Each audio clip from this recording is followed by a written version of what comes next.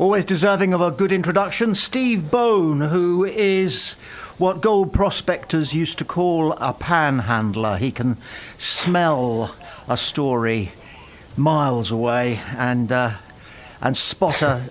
I'll shut up. Steve, welcome. I'm not very good at prospecting gold, unfortunately. No. If I was, you probably wouldn't be here talking to you now, would I? But, I'm talking about sniffing out a story. Yes.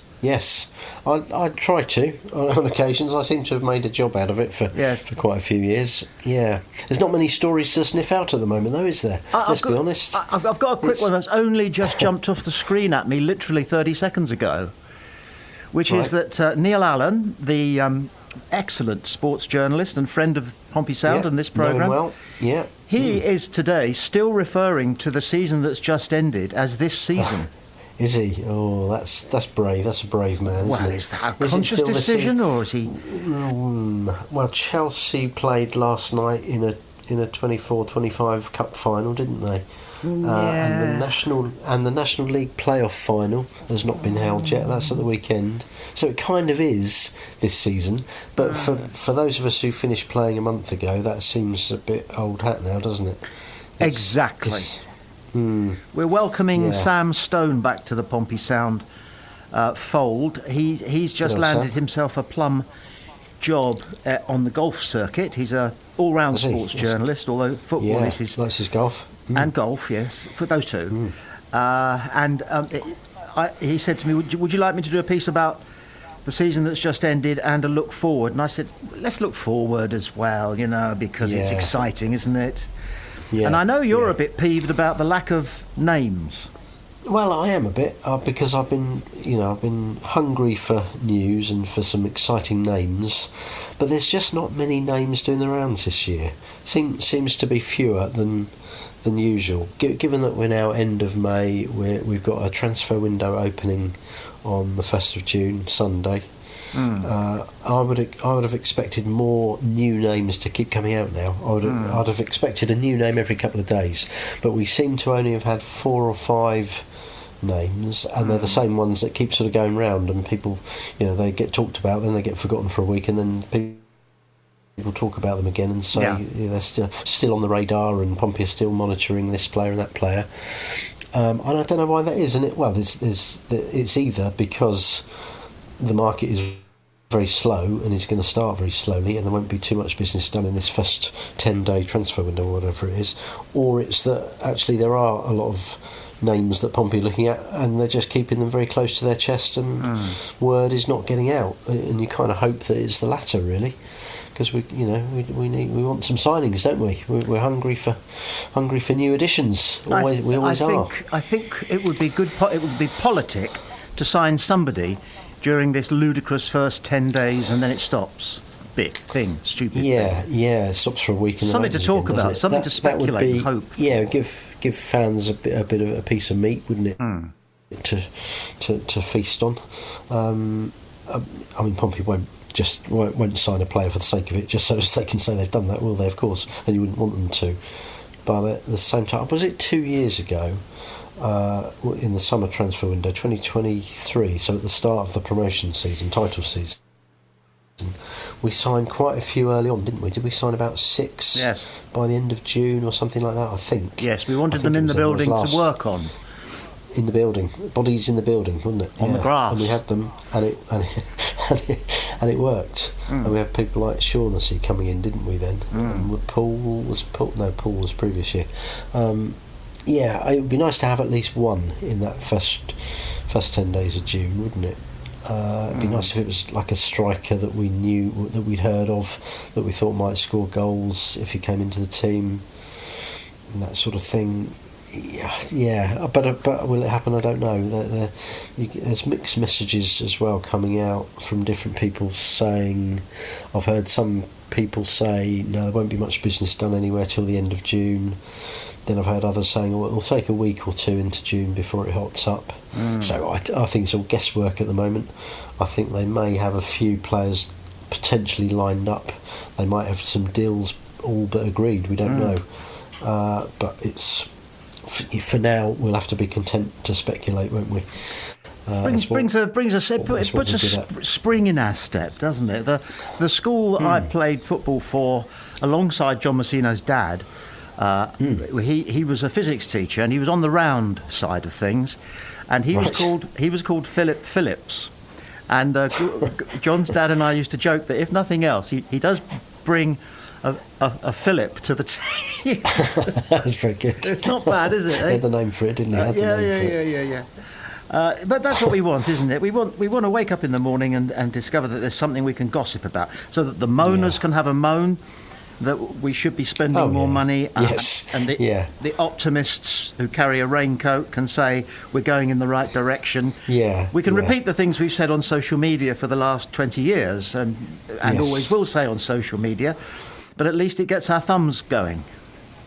Yes, that's right. Yeah, and then of course when we do sign somebody, you'll have fans of the club that he's come from saying, "Oh, you're welcome to him. He's no good. Glad we got rid of him." Yeah, that happens. Because that's what people say when they lose a player. They don't necessarily want to leave, and you can never judge a player, good or bad, by the comments from the fans of his previous club. I don't find that's never a good measure of how good or bad he's going to be.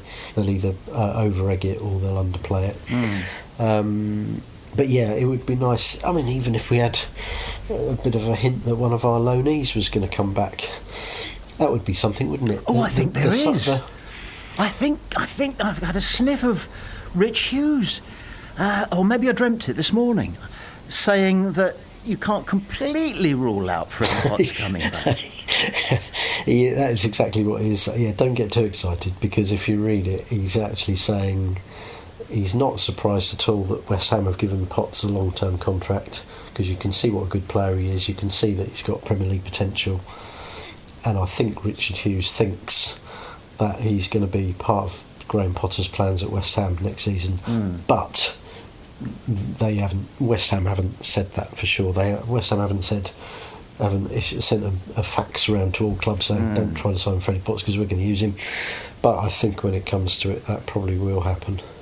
The one that the loanee that's turning into a bit of a saga, that's got a new twist and a new turn every day, and if there's a positive twist one day and there's a negative twist the next day, is Rob Atkinson. Yeah. Who I think a lot of most Pompey fans probably would want to see come back.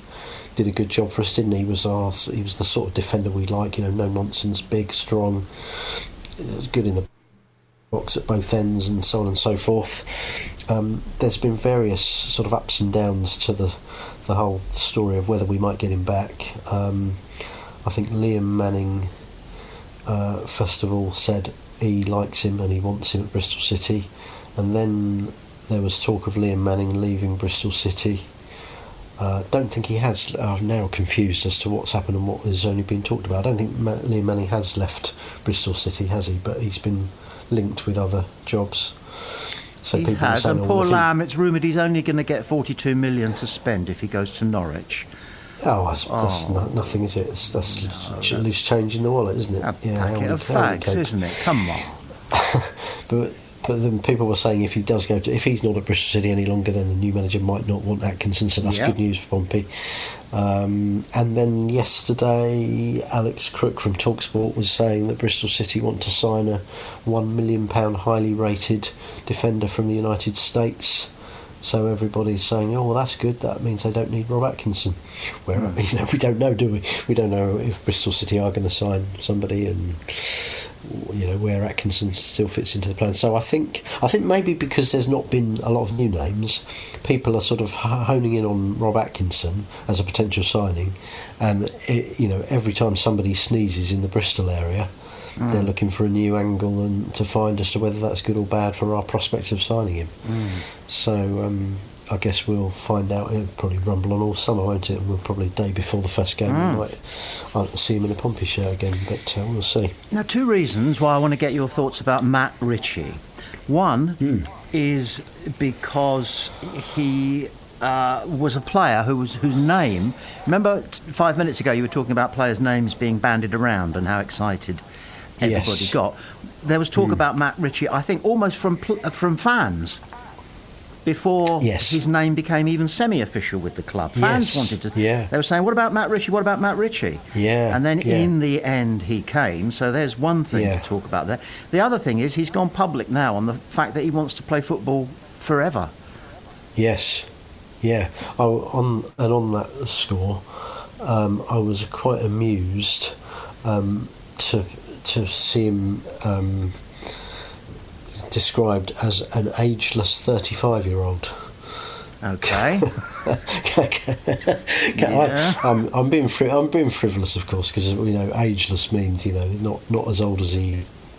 Doesn't seem as old as he is. Well, but could I get you to it struck me as funny. Yeah, I know you like your your racehorses. Can I just park it there for a second and then leap straight back into where you got to just then? Yeah. Because it suddenly occurs to me, they sometimes say of racehorses, okay, he's a 9-year-old, but he's very lightly raced.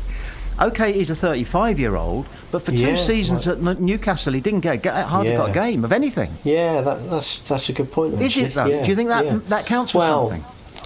It could do, couldn't it? But then some players will stay fitter and better through playing a lot, and other players will stay fitter for longer if they've not played as much.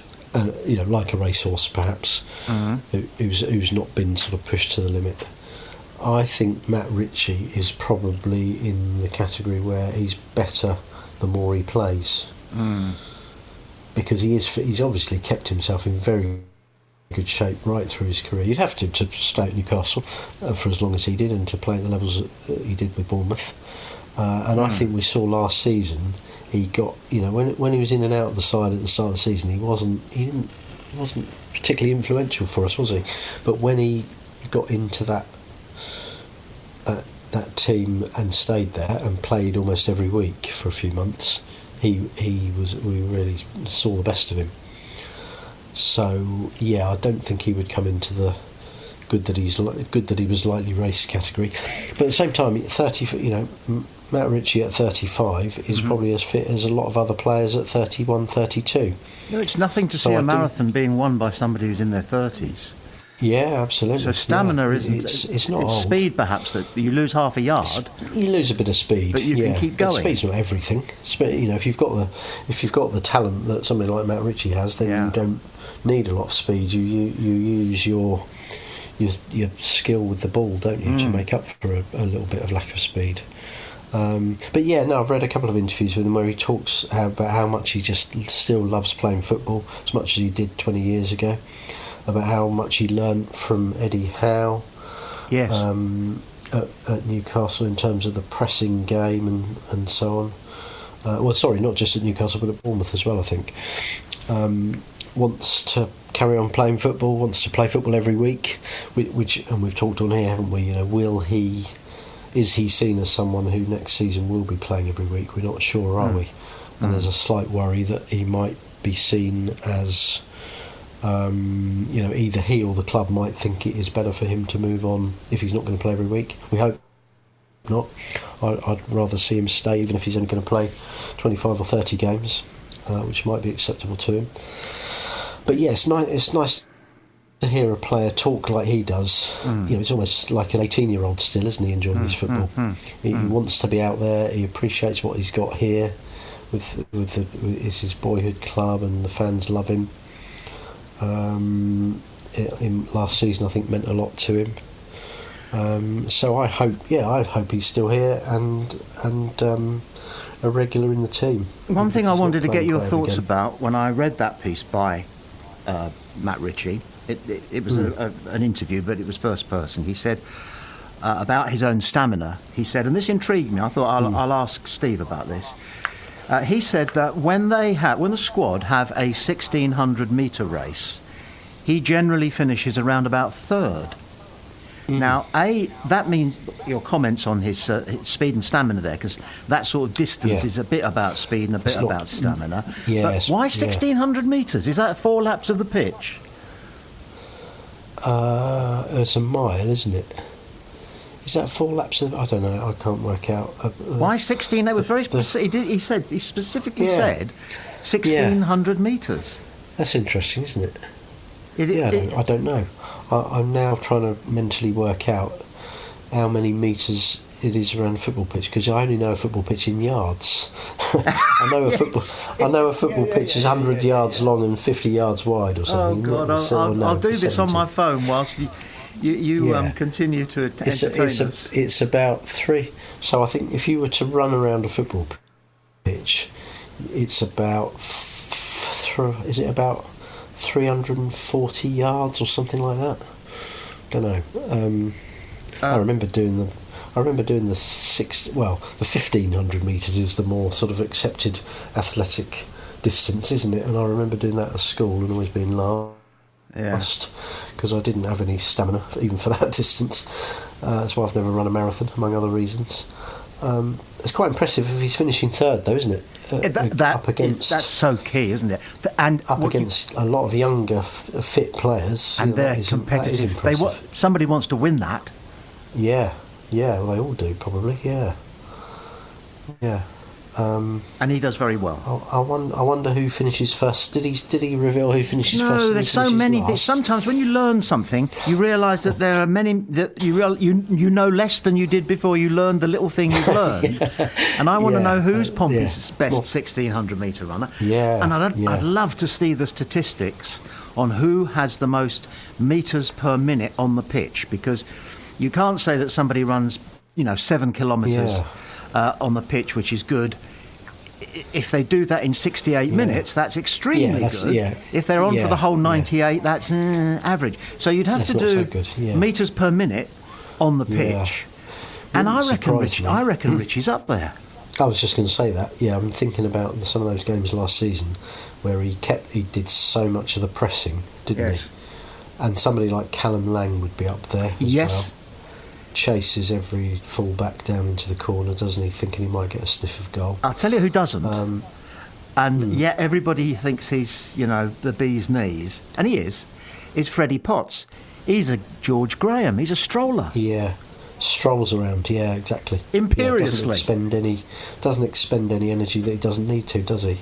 No. But still manages to have a big influence on the game.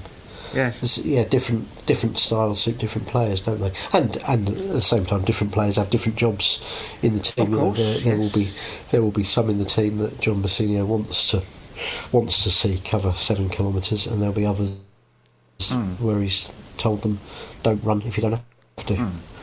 But the first job for the Pompey club social media people, then when they go back to training, is to film one of these 1600 metre races so we can all see it. We want to see who leads from the front, and we want to see the stragglers. Absolutely. It'd be fascinating. They get a lot of views for that. They would. I wonder how much friendly and perfectly lawful fun bets the players make amongst themselves. Yeah, I'm sure they do, don't they? They must do. Yeah. Everybody does. In terms of who's going to score the first goal of the season, and who's going to be last one into training. Yes. Yeah. Or who's going to be the next one to upgrade their car. Yeah, some of them have little systems of fines, don't they? And there are fines for odd things. Yeah, being late for training or whatever, or looking unkempt if you turn up on time or something like that. Yeah, I bet there's all sorts of things that go around. Yeah, given that they're not allowed to bet properly on football, and probably quite rightly, and they have to stay well away from that these days. Well away from that. They probably have little books, little games between themselves, I'm sure. Yeah, I used to share an office with a footballer, Jimmy Greaves, just saying. Jimmy Greaves. Me and him in an office together. And it's a great person to spend an office with. What? He didn't want to talk about football too much, though. He wanted to talk about anything else. Ah, okay, that's interesting. When do you think the tea trolley will be here, Tom? Was one of his. He loved his cream cakes. Anyway. Did he? I used to love Saint and Greaves. Wasn't Saint and Greavesy brilliant? It was the start of something big. They were the first pundits who made it entertaining. They were really. Yeah, that's right. They weren't afraid to have a joke about it, were they? Especially Jimmy. You kill me, Greavesy. And you still see clips now pop up on Twitter or whatever, and some of the comments that he used to make, you just wouldn't get. It was 70s and 80s, and you wouldn't get away with some of them now. But it's very funny. Yeah, they were a great duo. Sadly, both now gone, of course. Yes, he got into trouble at Central because he used to do the personality sport bit at the end of their local news half hour. And one day the story that preceded him was that somebody was saying that the world was going to end in 10 days. So they threw to Jimmy saying, "There are, Jimmy, the world's going to end in 10 days. What are you going to do?" And he replied on live ITV, "Well, I suppose I'd better go and get pissed." They were asking for that, really, weren't they? They were. Not giving him any warning, they were going to ask him that. They were. It's a fair answer. If it was raining, he'd want to have a bet on which of the two raindrops got to the bottom of the window first. What time the tea trolley lady, because it was a lady, is going to turn up. Anything. But not with the bookies, I don't think. Although maybe they did, because I remember one Pompey player who I won't name used to be the first one out of the shower and into the players' lounge after the game. Yeah. Because there was a little trestle table where a local bookie had taken bets before the game, and this footballer was straight there with his hair still wet. Collecting, picking up his winnings for the day. Collecting on one occasion, I remember, 680 quid. Yeah, very nice too. That's not a bad addition to the day's earnings. Yeah, but what did he bet on? Yeah, himself not to score. Yeah, that's it, isn't it? It is open to abuse, isn't it? If you do allow footballers to bet on games, and I can't see not just football. Yeah, not just football. I can't see what harm it does them betting on the game. But I'm here to say that the rightful thing, which is that the law says they can't, and so Football League, the Premier League laws and the EFL laws and the FA say you mustn't. I don't know if it's illegal for them to bet, but I think it is quite a widespread thing, right down to non-league football, actually. Right. I think the FA have quite strict rules these days about who, it's a blanket ban on anyone who's employed by a football club, just can't go near it, I think. It's much stricter and more widespread than it used to be. Yeah, I remember a whistleblower, an ex-footballer who got sucked into some sort of illegal betting syndicate, revealing that they were fixing games in the 6th tier. The 6th tier, where millions and millions and millions of pounds were being bet on a game between two teams that I'd hardly ever heard of, in front of a crowd of literally one man and his dog. And it was huge in China, this is. Where they want to bet on so many things. That's right. If a particular match has somehow found itself a market like that, it doesn't matter how big or small it is, does it? No.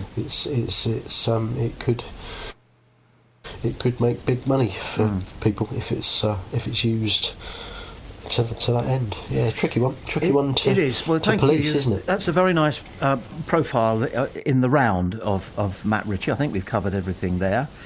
Yes, we drifted off the subject a bit there, didn't we? But my summary of Matt Ritchie is I hope he's... Yeah. Sorry, Your summary of Matt Ritchie. Yes. You hope he's in a good place. I hope he's still here and very much part of things next season. And I think he will be. And I think he's got a lot to offer for a good couple of years yet at our level. 30, as we say, 35 is no age, is it?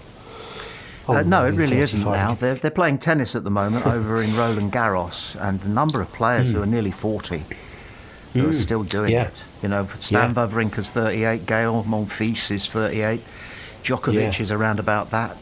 Never used to be the case. Go back just a few years, and everybody was retiring at 31. It was the 20-year-olds, wasn't it? And the 17-year-old Boris Becker coming through and beating the older ones. Yes. Yeah, that's it. Yeah. But now, with nutrition... bringing it back to football. Yeah, bring it back to football. Teddy Sheringham still scoring in the Premier League when he was 40, wasn't he? He was. So, and that was a few years ago. So with exercise and that side of the game being what it is now, it's come on so far. Yeah, we could have Matt Ritchie still here for another 5 years.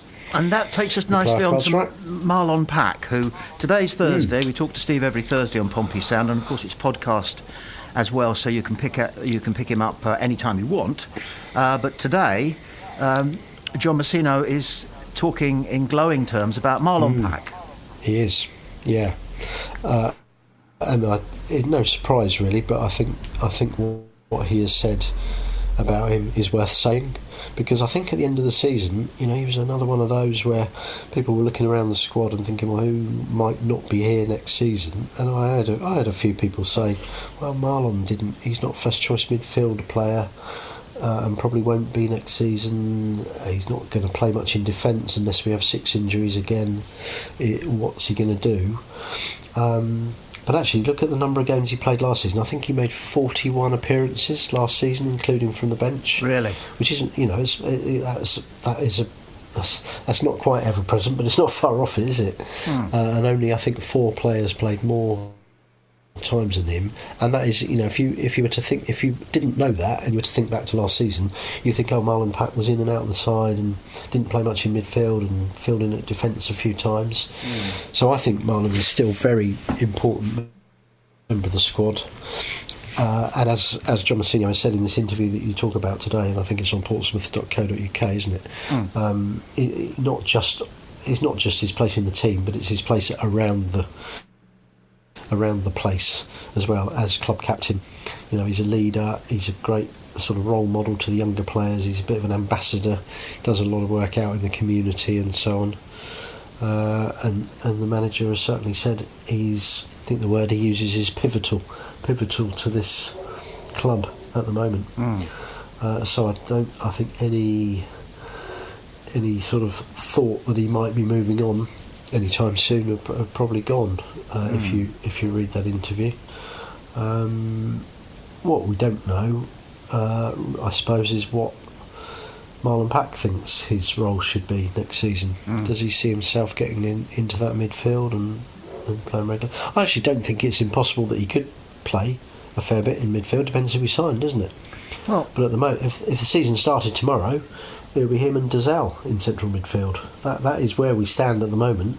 So it's down to the club to buy a midfielder or two to push him down the pecking order, if that's what they want to do. And I'm sure that is one thing the club do want to do. I don't mean they want to push him down the pecking order. I mean, I think they want to strengthen the central midfield area. They have to. But he's not a million miles off being able to play quite a big part. No. You mentioned the magic word, strength, and he has strength. He has strength, he has experience, he can score goals, he makes fantastic tackles, he rarely loses a header. He's a calm head, isn't he, as well? I don't know. If you're 1-0 up away to Blackburn or something, and on a misty November afternoon, he's the sort of player wanting there just to manage the game a little bit and to see it out and to waste a bit of time in the nicest way. I think you need people like Pack you certainly need people like Pack in a squad, and there are times where you need people like him in the team and out on the pitch. If you were John Messino, would you consider saying to Marlon, look, you are useful going forward, and it's good that sometimes you get in the box, especially at corners, but if we're playing a team who are good on the break, Marlon, it's not you're getting old. I don't think you ever were a sprinter, and you can't quite get back. Yeah. And even if you do, you've got that tiredness that apparently even international Olympic sprinters experience after about 65 yards. I read. Right. So don't join in the attack. Stay in front of the back four. Yeah. Hang back a little bit and be ready to mop up if needed. Yeah, I don't think that's a bad shout, really. He's not been a prolific scorer of goals from sort of set pieces and things like that, has he? He's scored a few free kicks for us over the time, so he's not like a Shaughnessy or a Poole who you would think you want in the penalty area at corners. Because of the threat they carry. True. So I think you've got to be realistic about it, and particularly away from home. If you're playing against a team who could be a bit quick, and there's a lot of quick teams in the Championship, might be even more next year. We don't know yet. I would concur with you there. Put him in the sort of deeper midfield role in front of the back four, and protect the back four a little bit. Right. And don't try to do anything you can't do. One last question about Marlon Pack, and then on to today's curiosity. Do you think that the centre-half crisis that we had for much of the season that's just ended had at least the one small saving grace in that it protected John Messino from dropping Marlon Pack? He found a place for him in a number 5 shirt instead of a number 8 or whatever it was. I suppose it did, actually. I hadn't really considered that. Yeah, because if Shaughnessy and Paul had stayed fit all season, or if Boat hadn't got injured before he started, or if McIntyre had been sort of better in terms of his form, or even if Matthews had come in and not got injured, same for Atkinson, yeah, there wouldn't have been that place for Pack at the back, would there? It would never have been. There would never have been a need to try it. Still remember the first day it was tried. We almost didn't notice he was playing defence because it was the day that Colby Bishop came back, and everybody was so taken up with that. Yeah. And suddenly they looked at the team and thought, "Hang on a minute, who's our second centre half here?" Yeah, it was Marlon Pack. Yeah. And he then played a lot of games there, and in some games he was found out a little bit, particularly away from home. But generally at home, playing at home in that role, when he had somebody like Poole next to him, I thought he did okay. But yeah, if that hadn't happened, if that move back to the back four hadn't happened, we probably wouldn't have seen all that much of him last season, would we? It was a route that John Messino himself had taken as a player, and they do seem to be pretty thick as thieves, those two, don't they? They clearly get on like a house on fire, and they're on the same page.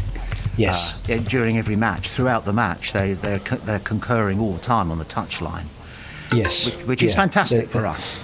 You want your manager and captain to have that sort of close relationship, don't you, and that understanding. You need that, really. I guess if they didn't have that, Pack wouldn't be captain. No. To be blunt about it, Messini obviously maybe sees a bit of himself in Pack in terms of the type of character he is, and that's why he's captain.